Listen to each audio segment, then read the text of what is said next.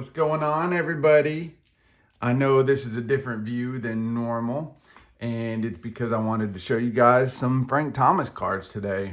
I haven't been on in a while, but I'm feeling that card itch again. You guys know how it is, taking a break, coming back, taking a break, coming back, getting into something new, getting into something old. That's what I do. So here I am today.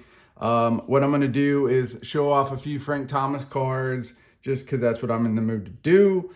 I hope you guys enjoy it. I'm going to start with the early years. I know I had a previous Frank Thomas video that I showed, and it was some of my top loader cards, but these ones are going to be everything that I've deemed valuable or important enough to be in a one touch or a pro mold. So just bear with me and let's see what we got. First off, we've got this beautiful 1990 Leaf Frank Thomas. This is a card I never owned as a kid. I had the tops, but I did not have the leaf. And I wanted it, and it was always fairly expensive as a kid, at least in the Beckett.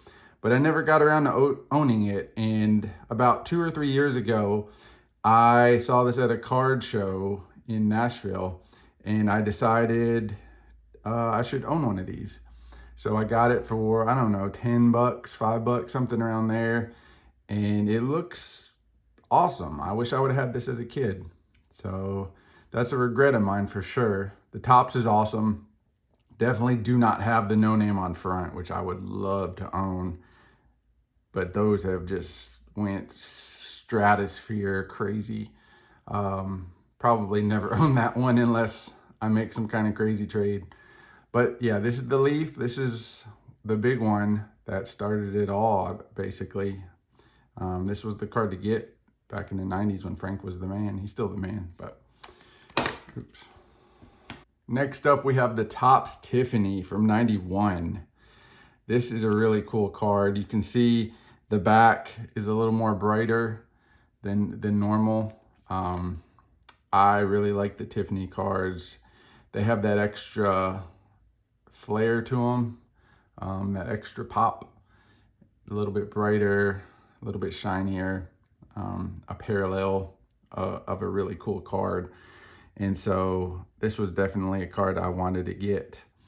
I really, really enjoy the Topps Tiffany and the glossy stuff.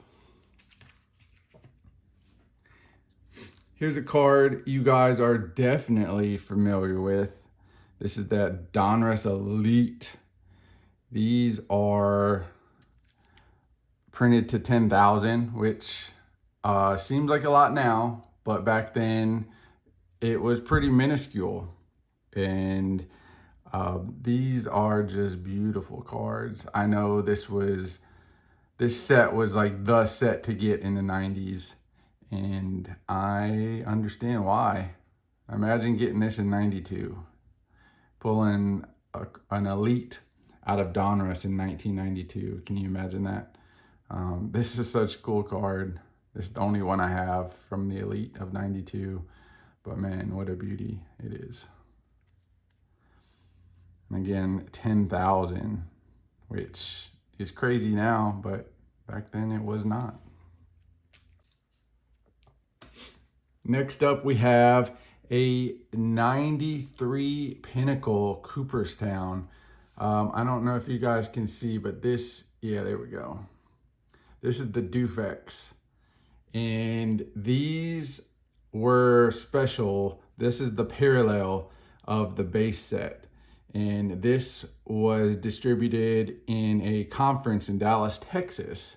There was 1,000 sets produced, and they were distributed in that method. But I think the attendance was kind of lacking, so these came out in other forms or fashion. But I am a huge fan of Dufex, and man, like Dufex was way ahead of its time. Love these cards. There's obviously, as you can see, 30 card set. They've got some real bangers in this set, and there's reportedly just 1,000 sets. So if you come across these cards, I would definitely keep an eye out if they're a good price, because they are a fan favorite, and there's only 1,000. Really cool. Love Dufex. Next up, we have the 1994 Leaf Gold Stars. And again, these are 10,000. So you know that the 90s were absolutely crazy with their distribution and how many they printed off. But I definitely think that these are an awesome card. I remember Brant mentioning a story that still sticks with me, and that's his dad got one of these and opened up a pack and put it in the pack and then gave it to him, and he opened it up and pulled it out. I think this was one of his favorite cards. That story still sticks with me to this day. But man, look at the shine on those. Again, there's 10,000 of these, but I mean, in 94, that wasn't a lot. And these were pretty hard to pull. Such a cool card. I love cards that really shine and pop like that. Very cool.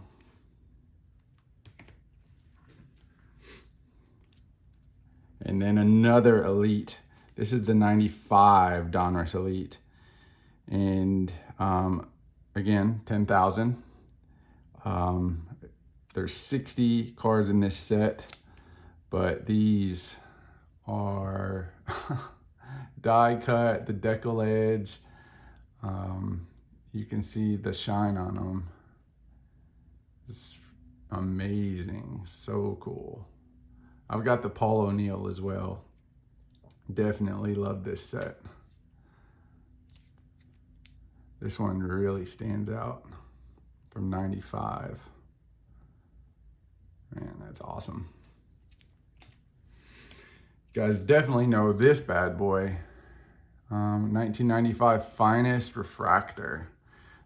This one has been peeled, which now I prefer. I prefer cards that have been peeled.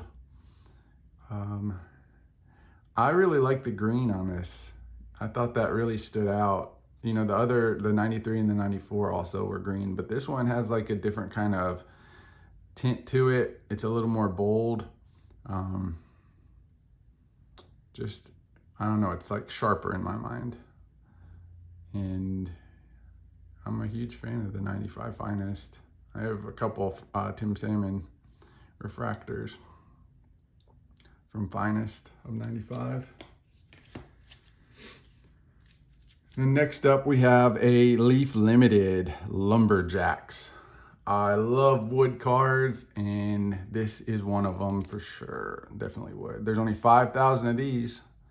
They started to get a smaller print run on them, but the Lumberjack cards really stand out.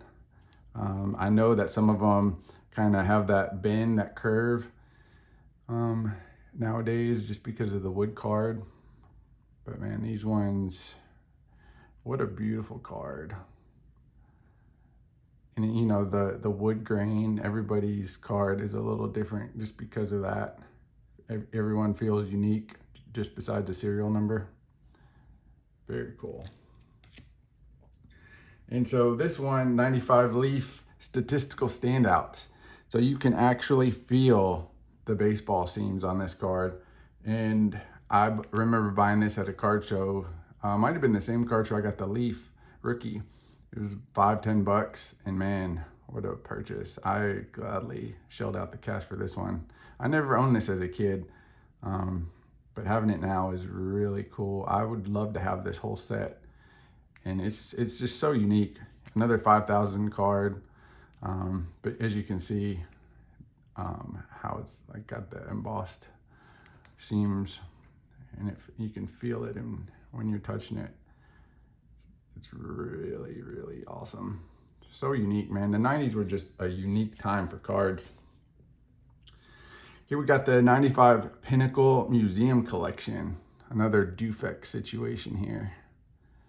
You know, he's larger than life. What how accurate is this card, you know?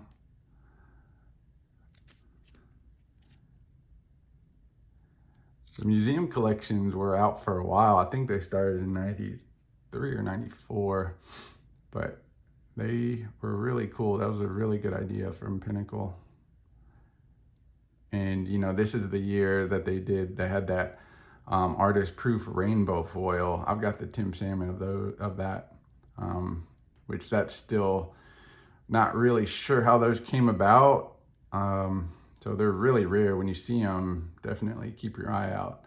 I know they've got a lot of the main guys, Frank Griffey, the 4-player, Barry Bonds, but I'm really happy Tim Salmon had one. I definitely got that. This card also is just one of my favorites. I wish I had the set, the 95 Pinnacle White Hot. They also have the Red Hot, and this is the parallel of that. As you can see, it's got that Dufek's flavor. The White Hot. These were really popular in 95, 96. And I remember seeing these at card shows when I was a kid. They were kind of pricey for 13-year-old, 12-year-old. But I would definitely try to get one of these if you have one, if your guy's in the set. They're just awesome to look at. It's White Hot. Continuing on with the Dufeks, we got the 95 Zenith Z-Team. Again, another really cool card to look at. It's got so much going on. So much going on.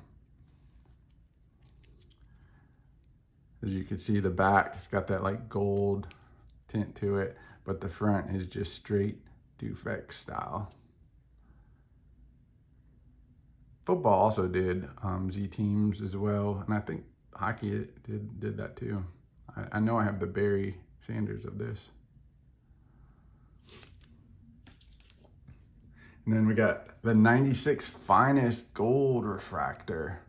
I've told this story multiple times. I pulled the Karim Garcia Gold Refractor as a kid, one in 288 packs, and man, I was floored. He never amounted to anything, but that was okay. Just pulling a Gold Refractor was awesome. So as a result, these are probably my favorite Finest refractors, the 96 Gold. If I could have a set of that, I would not be unhappy, that's for sure. Such a cool card. Sorry, I got just mesmerized by it. What's really cool is they have rare right here and refractor right there, so you know it's the gold because it's rare, refractor, obviously refractor, and then silver is uncommon and bronze is common. So you kind of knew. They also did that with 97, which was helpful because those were a little more muddy on what you actually were looking at. And then we've got the 96 Leaf Picture Perfect. Another wood type card. So I had to include it. Again, they started that 5,000 theme, went from 10,000 to 5,000, starting to lower their print runs. I like the framing on this. You know, it kind of feels like a picture you could put up in your grandma's house. That wood flavor, very cool. Following that theme, we're gonna go with the 96 Leaf Lumberjacks Black. How cool are these? Numbered to 500. This is when it's starting to get serious. They had the regular Lumberjacks and then they had the black Lumberjacks. So a parallel of an insert. You know we're all fans of that. Super, that SSP. The black ones, man, they just, you know, Frank obviously has the black jersey, so having that black border really is that extra pop for this card. I was searching for this for a good price for a while. And I love it. Love this card. This card always like stands when I start thinking about my Frank collection. I've got a lot of good cards, but this one, you know, just kind of always pops in my memories when I'm thinking about my Frank collection. I think it's because it's wood and it's the black SSP. I think that's what it does for me. But man, that is awesome. All right, guys, that's it for now. I'll continue with the rest of them, but I just wanted to come back and share some cards with you guys and get back into it because that's what I'm feeling. Hope you're having a good day. I'll talk to you soon on the Essential Credentials podcast coming up in a few weeks. See ya.